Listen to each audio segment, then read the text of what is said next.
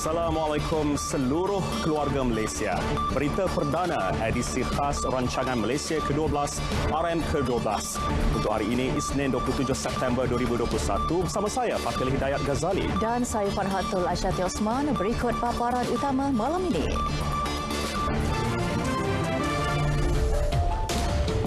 RM ke-12 memakmurkan keluarga Malaysia jadi negara berpendapatan tinggi menjelang 2025. Agenda Bumi Putra diperkasa, tingkat pemilikan status sosioekonomi.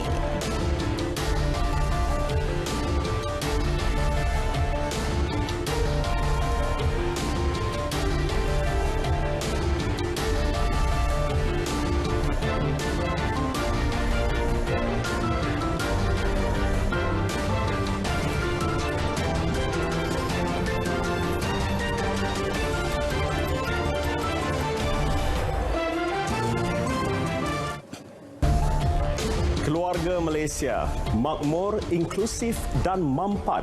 Objektif utama dalam merencanakan Pelan 5 Tahun Negara menerusi dokumen Rancangan Malaysia ke-12 RM ke-12 2021-2025 yang digubal ketika dunia sedang mengharungi cabaran getir pandemik COVID-19. RM ke-12 ini juga merupakan pelan pembangunan menyeluruh yang akan memperkenal beberapa pembaharuan bagi memastikan pertumbuhan ekonomi yang mampan dengan pengagihan peluang dan hasil yang lebih saksama.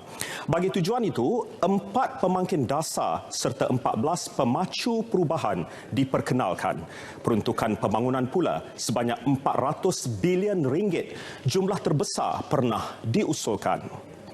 RM ke-12 ini terbahagi kepada 3 tema. Pertama, menjana semula ekonomi. Kedua, memperkukuh keselamatan, kesejahteraan dan inklusiviti. Serta ketiga, melonjakkan kemampanan. Ke arah itu juga, 4 pemangkin dasar RM ke-12 ini digarapkan. Pertama, membangunkan bakat masa hadapan. Kedua, mempercepat penerima gunaan teknologi dan inovasi. Ketiga, menambah baik ketersambungan dan infrastruktur pengangkutan. Dan keempat, memperkukuh perkhidmatan awam. Pengenalan 14 pemacu perubahan pula ialah dengan mengambil pendekatan keseluruhan negara atau whole of nation dalam misi melaksanakan pembaharuan. Berikut 14 pemacu perubahan itu.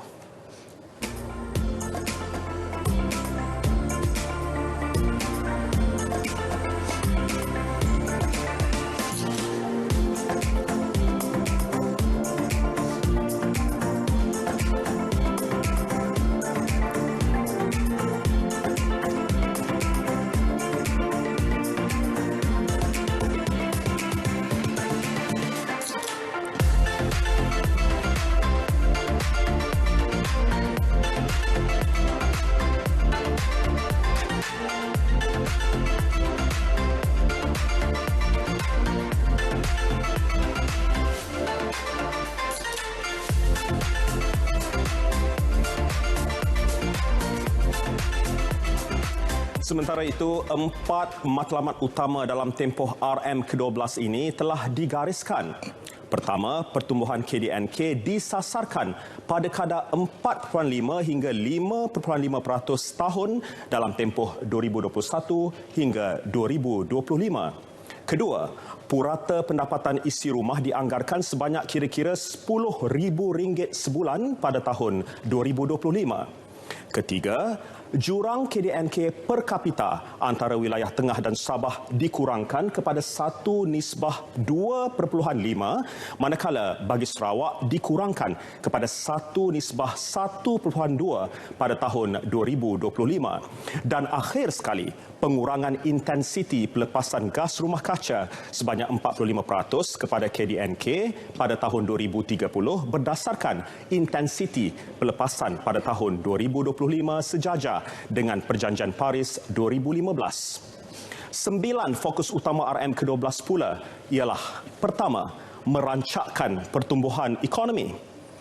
Kedua, memperkukuh pemangkin pertumbuhan. Ketiga, meningkatkan kesejahteraan keluarga Malaysia. Keempat, memantapkan keselamatan dan ketenteraman awam. Kelima, membasmi kemiskinan tegar dan merapatkan jurang pendapatan. Keenam, memperkasa agenda Bumiputera dan keluarga Malaysia. Ketujuh, melonjakkan pembangunan Sabah, Sarawak dan negeri-negeri kurang membangun. Kelapan, mempercepat pertumbuhan hijau. Dan akhir sekali, meningkatkan kecekapan penyampaian perkhidmatan awam dan memastikan pelaksanaan dasar yang berkesan. Untuk lagi paparan RM ke-12, saya serahkan kepada Farhatul Aisyati Osman. Farah.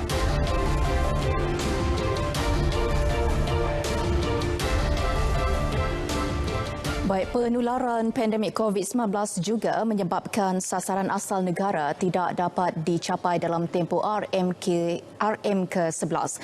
KDNK bagi 2016-2020 berkembang pada kadar purata 2.7% setahun disebabkan pengucupan ketara sebanyak 5.6% pada tahun lalu meskipun negara mencapai tahap pertumbuhan lebih tinggi 4.9% setahun dalam tempoh 4 tahun pertama. Sekaligus kesan sama menjejaskan kedudukan keuangan negara. Pandemik COVID-19 juga telah menjejaskan kedudukan keuangan negara. Pada tahun 2020, defisit fiskal melebar kepada 6.2% daripada KDNK.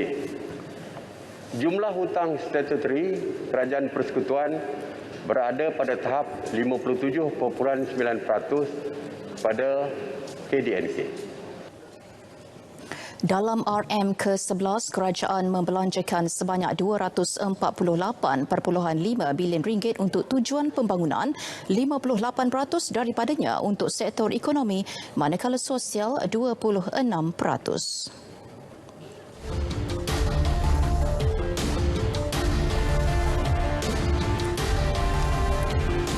Menerusi rancangan 5 tahun yang dibentangkan, Perdana Menteri Datuk Seri Ismail Sabri Yaakob yakin Malaysia mampu bangkit semula dan melakar masa depan yang lebih baik. Beliau mengakui akan kesan ketidaktentuan ekonomi akibat COVID-19, namun semua itu ada hikmahnya. Sesungguhnya, krisis ini telah menyatukan kita semua. Krisis ini juga telah membuka peluang untuk kita membuat transformasi. Pada 13 September lalu, kita telah mencipta sejarah. Buat pertama kali, kerajaan dan pembangkang telah memeterai memorandum persefahaman untuk transformasi dan kestabilan politik. Ini adalah hasil daripada dasar kerajaan yang inklusif.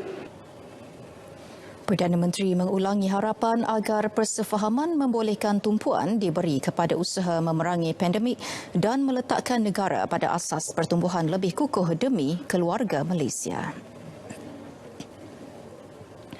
RM ke-12 yang menetapkan pelbagai pembaharuan adalah untuk memacu Malaysia ke arah negara maju dan berpendapatan tinggi serta kalis cabaran menjelang 2025. Menerusi usaha merancakkan pertumbuhan ekonomi, kerajaan percaya akan dapat mencapai sasaran pertumbuhan purata sektor perkhidmatan sebanyak 5.2%, pembuatan 5.7% dan pertanian 3.8%. Manakala pelombongan dan pengkuarian pula 2.6%, serta pembinaan 4.2%. Sektor pelancongan yang paling terjejas berikutan pandemik pula dijangka akan pulih dengan sasaran pertumbuhan 3.8%. Sumbangan perusahaan mikro, kecil dan sederhana PMKS kepada KDNK pula sebanyak 45% dan 25% kepada jumlah ekspor pada 2025. PMKS merupakan tulang belakang ekonomi negara dengan anggaran pada akhir tahun lalu hampir 1.2 juta atau bersamaan 97.2% daripada jumlah keseluruhan perusahaan. Dalam memacu pertumbuhan sektor swasta pula, seterusnya mengembalikan peranan lebih besar dalam membantu negara memacu pertumbuhan ekonomi. Karenah birokrasi akan dikurangkan selain menyediakan infrastruktur yang berkualiti dan berdaya harap. Dasar Aspirasi Pelaburan Nasional NIA pula akan dijadikan kerangka utama bagi menarik pelaburan berkualiti sekaligus meletakkan Malaysia sebagai hub pelaburan di rantau ini. Insentif sedia ada akan disemak semula untuk memberi fokus kepada pelaburan yang berasaskan teknologi termaju dan memenuhi aspek kelestarian alam sekitar. Ini akan dapat menyokong hasrat negara untuk mempercepatkan peralihan kepada industri berteraskan pembuatan termaju atau dengan izin advanced manufacturing tanpa menjejaskan alam sekitar.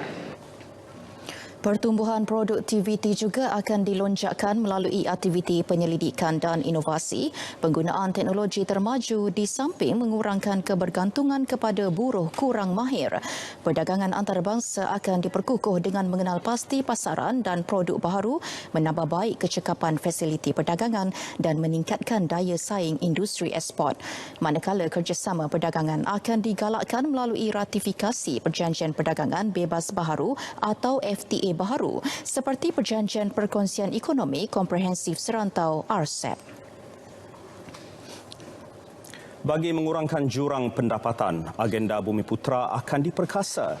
Untuk itu, bahagian kemakmuran Bumiputera akan diwujudkan semula di semua kementerian dengan mandat dan fungsi lebih jelas. Rangka kerja tindakan pembangunan Bumiputera juga disusun dan diumumkan hujung tahun ini. Menurut Datuk Seri Ismail Sabri, rangka kerja itu akan memperincikan inisiatif utama dalam merealisasikan aspirasi peningkatan status sosioekonomi Bumiputera. Pada masa sama, peluang pendidikan dan pembangunan modal insan termasuk HUFAS diperkukuh menerusi latihan dalam bidang teknikal dan profesional serta kemahiran kerjaya. Daya tahan perniagaan Bumiputera dipertingkat menerusi dana kemakmuran Bumiputera, skim pembiayaan kontrak ekspres dan penyertaan usahawan dalam ekonomi digital serta industri berpotensi tinggi. Dasar dan pelaksanaan kota pemilikan kediaman Bumiputera akan turut diperkukuh menerusi kerjasama kerajaan persekutuan dengan kerajaan negeri dan pihak berkuasa tempatan. Bantuan keuangan, bimbingan dan permentoran oleh institusi keuangan juga akan diperluas. Kerangka jaringan keselamatan dan ekuiti akan diperkenal bagi memastikan pemilikan ekuiti Bumiputera yang mampan. Menerusinya, penjualan saham atau syarikat Bumiputera hanya boleh dijual kepada konsortium, syarikat atau individu Bumiputera lain. Sementara itu, unit khusus bakal ditubuhkan di peringkat persekutuan dan daerah bagi menyelaras maklumat secara bersepadu berkaitan pengurusan kemiskinan. Semua program dan inisiatif dilaksana kerajaan, sektor korporat dan pertubuhan bukan kerajaan akan turut diselaras unit tersebut. Menerusi pendekatan menyeluruh itu, kemiskinan tegar dijangka dapat dibasmi menjelang 2025. Bagi memastikan kesejahteraan keluarga Malaysia pada tahap terbaik, berkualiti dan produktif, sistem penjagaan kesihatan akan terus diperkukuh. Kajian semula keberkesanan sistem kesihatan sedia akan dilakukan dan dasar kesihatan negara akan dirangka sekaligus meningkatkan kesiapsiagaan mengurus penyakit berjangkit serta krisis kesihatan. Pelan hala tuju pembangunan vaksin negara juga sedang dimuktamadkan bagi memastikan Malaysia mampu menghasilkan vaksin sendiri. Pelan ini juga membolehkan negara bersedia menghadapi sebarang pandemik pada masa akan datang. Di samping itu, Institut Penyakit Berjangkit Malaysia akan dibina di Bandar Anstek Negeri Sembilan pada tahun 2022. Penubuhan institut ini bertujuan mencegah penyakit, ketidakupayaan dan kematian yang disebabkan oleh penyakit-penyakit berjangkit. Langkah responsif telah dikenal pasti bagi meningkatkan kesiapsiagaan hospital untuk mencapai nisbah 2.06 katil hospital bagi setiap 1,000 penduduk menjelang 2025. Turut akan dibangunkan fasiliti kesihatan baharu sebagai tambahan kepada 12 hospital yang sedang dibina di seluruh negara dan dijangka siap dalam tempoh RM ke-12. Kelengkapan dan peralatan kesihatan termasuk keperluan ICU juga akan ditambah. Demi kesejahteraan keluarga Malaysia juga, selain memastikan penyediaan rumah kediaman mencukupi, berkualiti dan mampu milik selaras Dasar Perumahan Negara, 500,000 unit rumah mampu milik akan dibina dalam RM ke-12. Kemudahan pembiayaan termasuk dana untuk rumah mampu milik, skim perumahan belia dan program Rent to Own akan ditambah baik supaya golongan B40 dan M40 tidak terbeban dengan bayaran ansuran. Bagi menyediakan bantuan perumahan kepada rakyat miskin, kerajaan akan memperuntukkan sebanyak 2.25 bilion ringgit dalam tempoh RMK ke-12. Peruntukan ini adalah untuk membina dan membaik pulih sebanyak 85,500 unit rumah di bawah program bantuan rumah yang melibatkan 75,000 unit rumah di kawasan luar bandar dan hampir 10,500 unit rumah di kawasan bandar. Ini tidak termasuk pembinaan rumah yang dilaksanakan di bawah kerajaan negeri, sektor korporat dan pertubuhan masyarakat sivil atau CSO. Dalam RM ke-11, kerajaan telah membina lebih daripada 282,000 unit rumah mampu milik. Bagi memperkukuh kesepaduan keluarga Malaysia, program perpaduan dan sukan secara inklusif serta komprehensif juga akan dipergiat. Sejajar keperluan untuk merangsang pertumbuhan ekonomi, merapatkan jurang pembangunan antara wilayah dan meningkatkan kesejahteraan hidup rakyat, rangkaian rel dan jalan raya bersepadu yang menghubungkan lapangan terbang dan pelabuhan dengan kawasan perindustrian, bandar dan luar bandar akan dimajukan. Ia melibatkan beberapa projek utama seperti landasan berkembar Lembah Kelang Fasa 1 menghubungkan Rawang ke Salak Tinggi yang dijangka siap pada 2022. Projek lain ialah landasan berkembar elektrik Gemas Johor Bahru dijadualkan siap pada 2023 dan meneruskan projek laluan rel Pantai Timur ECRL yang dijangka siap pada 2026. Projek Sistem Transit Rapid RTS yang menghubungkan stesen Bukit Cagar Johor Bahru dengan stesen Woodlands North di Singapura akan mula dibina pada hujung tahun 2021. Lebuh Raya Pantai Barat yang melibatkan negeri Selangor dan Perak dijangka siap sepenuhnya pada tahun 2024. Projek Central Spine Road dari Bentung Pahang ke Kuala Kerai Kelantan dijadualkan siap sepenuhnya pada tahun 2025 dan Lebuh Raya Kota Baru ke Kuala Kerai dijangka siap sepenuhnya pada tahun 2025. Bagi memudahkan pembangunan projek infrastruktur itu, dana mudah cara akan diwujudkan di bawah model perkongsian awam swasta atau Public-Private Partnership PPP 3.0. Jelas Perdana Menteri, model pelaksanaan projek tidak akan melibatkan komitmen keuangan kerajaan dan menggunakan kaedah Request for Proposal atau RFP. Projek bawah model baharu itu dijangka dapat dimulakan pada pertengahan tahun depan. Bagi membolehkan rundingan projek PPP dapat diselesaikan dalam tempoh setahun, jawatan kuasa khas PPP akan ditubuhkan yang akan dipengerusikan Ketua Setiausaha Negara. Kerajaan komited untuk meningkatkan infrastruktur dan perkhidmatan digital bagi menangani pelbagai jurang digital.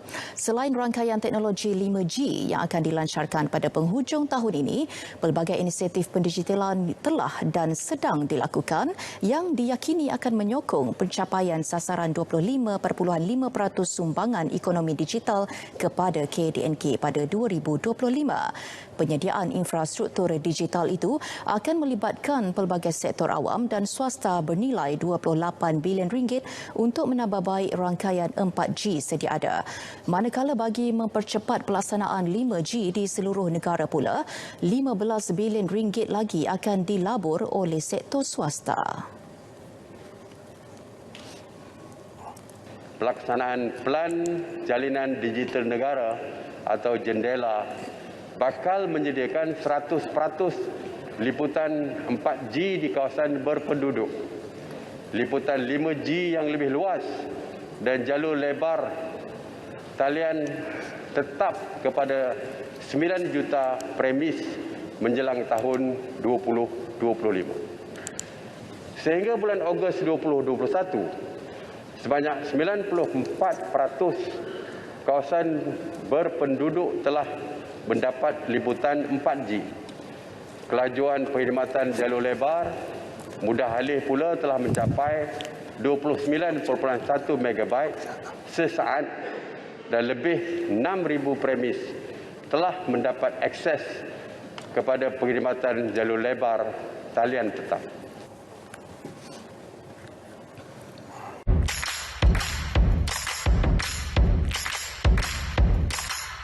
Rindu untuk melancong?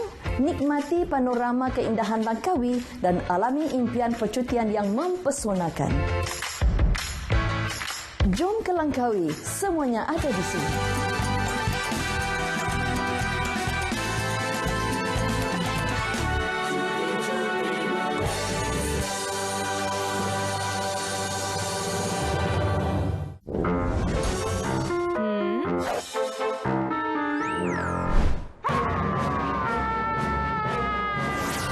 Nak susah-susah beratur panjang dekat sana. PBT Pay.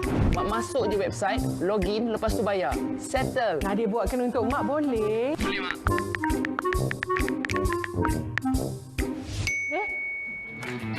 Dah siap. Dengan PBT Pay, semuanya jadi mudah dan cepat. Agenda Nasional Malaysia Sihat atau ANMS bermatlamat menjadikan rakyat Malaysia sihat sejahtera melalui Teras 1. Promosi pembudayaan hidup sihat. Memupuk budaya hidup sihat dengan meningkatkan literasi kesihatan rakyat. Teras 2. Perkhidmatan kesejahteraan kesihatan. Memudahkan rakyat akses kepada fasiliti dan perkhidmatan kesejahteraan kesihatan. Teras 3. Kawalan kesihatan kendiri.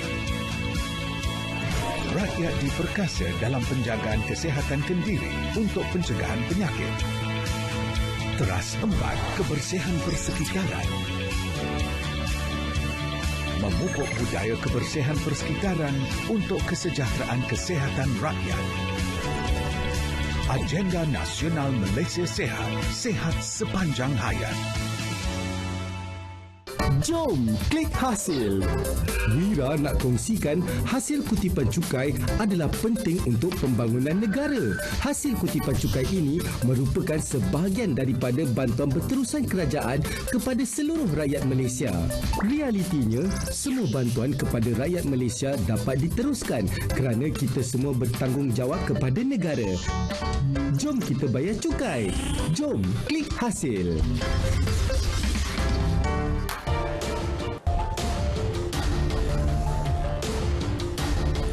Baik, usaha mengurangkan jurang pembangunan ekonomi antara negeri, wilayah, antara bandar dan luar bandar akan terus diberi tumpuan, khususnya membabitkan negeri-negeri kurang membangun.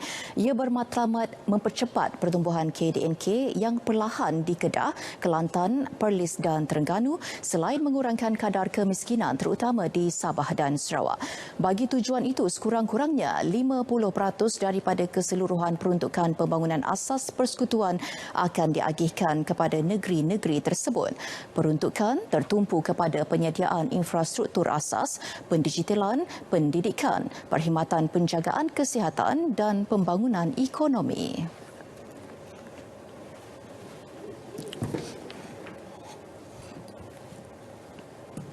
Dalam usaha mentransformasikan kawasan luar bandar, aktiviti ekonomi yang mempunyai nilai ditambah yang tinggi akan dirancangkan melalui platform e-dagang, pertanian pintar dan industri luar bandar. Infrastruktur luar bandar akan dipertingkatkan dengan membina dan menaik taraf 2,800 km jalan berturap. Antaranya, Jalan Nangga Tuli ke Rumah Bujah, Nangga Pelagus di Kapit, Sarawak dengan kos sebanyak 280 juta ringgit. Jalan Dudar ke Taburan ke Mendawang di Kota Belud, Sabah dengan kos sebanyak RM101 juta. Akses kepada bekalan air bersih akan dipertingkat bagi mencapai kadar 98%, manakala 99% bagi bekalan elektrik. Menerusi pelaksanaan strategi dan inisiatif untuk melonjakkan pembangunan Sabah dan Sarawak, pertumbuhan purata KDNQ Sabah dijangka meningkat kepada 6.5%, manakala kadar pertumbuhan ekonomi Sarawak diunjur pada 5.3% dalam tempoh 2021 hingga 2025. Kerja pembinaan rumah baharu dan pembaikan rumah daif akan memberi manfaat kepada 26,000 isi rumah miskin di Sabah dan Sarawak. Perkhidmatan penjagaan kesihatan dipertingkat di Sabah dan Sarawak menerusi pembinaan Hospital Pengajar Universiti Malaysia Sabah dan Hospital Pengajar Universiti Malaysia Sarawak serta 26 klinik baharu. Bagi menjamin keselamatan dan meningkatkan hubungan ekonomi dengan Kalimantan Indonesia, pos kawalan sempadan baharu di Manalunan, Simanggaris dan Kalabakan Sabah akan dibina. Manakala kompleks ICQS Tebedu dan Serikin Sarawak akan dinaik taraf. Kerajaan turut memperuntukkan RM7.7 bilion bagi pelaksanaan pelan jalinan digital negara jendela, iaitu RM3.61 bilion untuk Sabah dan RM4.09 bilion untuk Sarawak.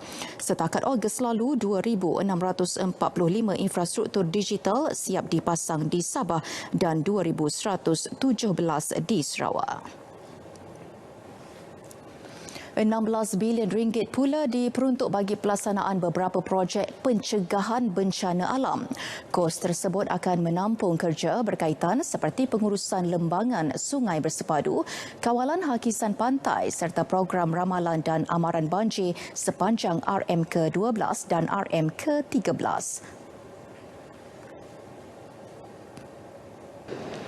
Baru-baru ini berlaku bencana seperti fenomena kepala air di daerah Yan dan Kuala Muda di Kedah, banjir di Penampang Sabah serta tanah runtuh di Kemensah Haid Selangor. Sehubungan dengan itu, penjagaan alam sekitar adalah amat penting bagi melindungi nyawa dan mengurangkan kerugian harta benda. Peranan Felda diperkasa bagi menjadikannya contoh transformasi komuniti luar bandar. Untuk itu, usaha mengembalikan kegemilangannya dipergiat menerusi pelan pemulihan Felda. Antara diberi penekanan, penstrukturan semula keuangan Felda. Badan itu juga akan dijadikan peneraju pertanian pintar dan pengeluaran makanan negara. Model pembangunan perumahan diperkenalkan semula bagi menyelesaikan isu perumahan generasi kedua. Mereka bakal ditawarkan tapak rumah dengan reka bentuk standard. Tumpuan juga akan diberikan kepada usaha menambah baik sistem pendidikan negara serta menangani isu ketidakpadanan dalam pasaran buruh. Beberapa langkah utama akan dilaksanakan termasuk memperkukuh pendidikan sains, teknologi, kejuruteraan dan matematik atau STEM bagi menyediakan murid dengan perubahan teknologi termasuk 4IR selain penyediaan persekitaran sekolah lebih kondusif. Persekitaran sekolah akan dijadikan lebih kondusif melalui penggantian 148 bangunan daif dengan kos berjumlah RM1.6 bilion pada tahun 2021 dan 2022. Sebanyak 4 kompleks sekolah dan 5 buah sekolah baru akan dibina melibatkan kos sebanyak 848 juta ringgit. Program TVET akan diperkasa dengan menambah baik ekosistem kualiti program melalui akreditasi, pengiktirafan dan pensijilan badan bertaraf antarabangsa serta memperkenalkan sistem penarafan institusi TVET. Sistem pendidikan tinggi yang lebih fleksibel akan diwujudkan dan kerjasama dengan industri dipertingkat bagi menambah baik kualiti graduan dan memenuhi keperluan industri. Pelan pendidikan digital pada peringkat sekolah dan pengajian tinggi akan diperkenalkan bagi memastikan akses yang lebih luas kepada pendidikan yang berkualiti dan naik taraf kemudahan beberapa universiti awam antaranya UiTM, UKM, UM, USM dan UUM. Pembentangan RM ke-12 menerima pelbagai reaksi. Jelas penganalisis korporat dan perniagaan Muhammad Faizal Abdul Malik, usaha kerajaan merapatkan jurang pendapatan merupakan inisiatif terbaik dalam membasmi kemiskinan tegar. Inisiatif membasmi kemiskinan tegar ini dengan memastikan rakyat miskin termasuk miskin bandar juga dibantu dan mewujudkan unit khusus pada peringkat persekutuan di pejabat daerah yang akan ditubuhkan. Harapan kami adalah pemantauan dan sokongan yang sistematik diberikan supaya tiada ketirisan dan keciciran dengan mewujudkan pasukan pemantau bebas.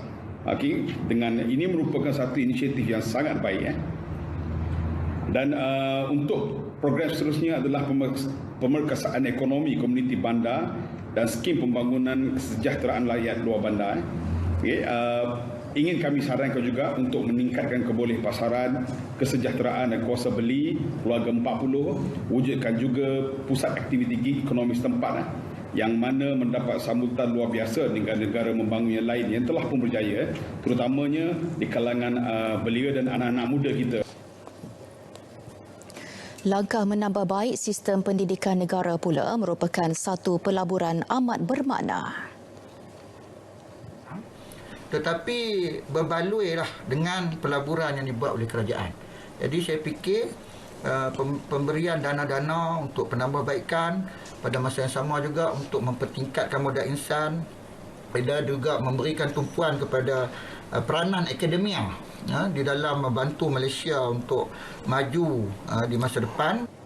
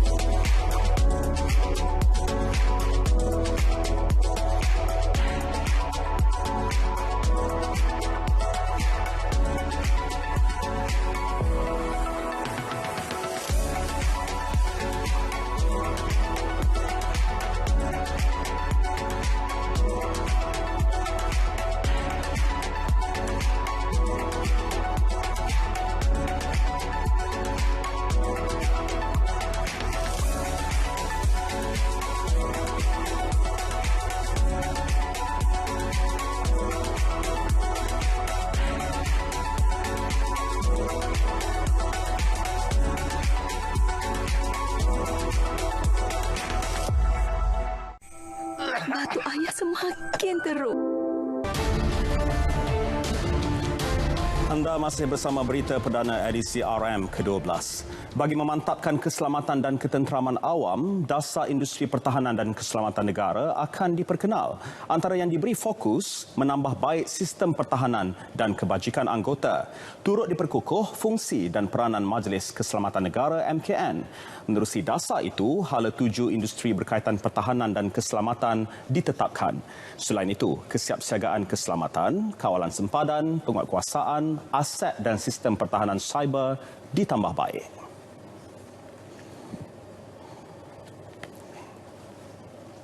Antara projek yang akan dilaksanakan termasuklah dengan izin Marine Police Sea Monitoring System di 5 wilayah maritim, pembinaan Bear Base Tentera Udara di Bintulu, Sarawak, pembinaan Hospital Angkatan Tentera Terendak, Melaka dan peningkatan keupayaan aset maritim.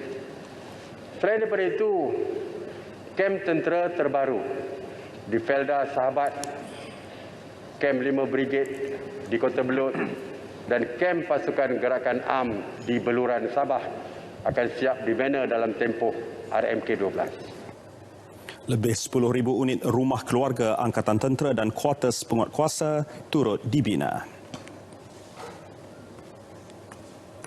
Sebagai barisan pelapis, golongan belia turut menjadi keutamaan RM ke-12 bagi menambah penyertaan mereka dalam pembangunan negara. Pelan Kebangsaan Pemerkasaan Ekonomi Belia turut diperkenal. Pelan yang sedang dirangka itu bakal memantapkan lagi peranan anak muda dalam pembangunan negara.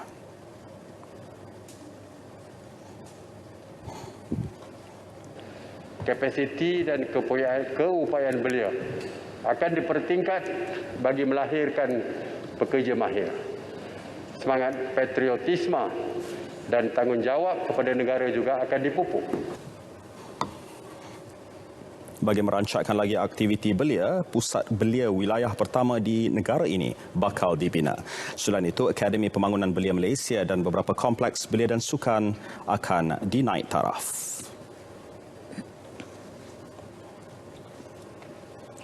Tiga strategi utama dirangka bagi memanfaatkan sukan sebagai medium untuk membina masyarakat yang aktif. Strategi itu merangkumi usaha meningkatkan kecemerlangan sukan di peringkat antarabangsa. Selain menggalakkan sukan untuk kehidupan aktif dan sihat serta membangunkan industri sukan bagi melonjakkan sumbangan industri kepada ekonomi. Menerusi dokumen RM ke-12, kerajaan telah melaksanakan beberapa inisiatif untuk memastikan kecemerlangan atlet negara. Antaranya memperkukuhkan takbir urus sukan berprestasi tinggi, mempertingkat prestasi atlet dan menambah baik perkhidmatan sokongan untuk sukan. Sementara itu, visi Sukan Negara 2030 kesinambungan daripada dasar Sukan Negara 2009 akan diperkenal. Ini bagi menetapkan hala tuju baharu menjadikan Malaysia negara bersukan menjelang 2030. Ya, berita perdana edisi RM ke-12 Isnin 27 September 2021 berakhir di sini bagi memberi laluan kepada program baharu terbitan berita ehwal semasa inklusif yang akan ke udara setiap Isnin hingga Jumaat 8.40 malam hingga 9 malam. Saksikannya selepas ini. Ya, mendepani pandemik COVID-19, marilah kita terus berganding bahu memulihkan negara selaras rancangan Malaysia ke-12 demi keluarga Malaysia yang makmur, inklusif dan mampan. Dengan itu, Assalamualaikum. Salam untuk seluruh keluarga Malaysia.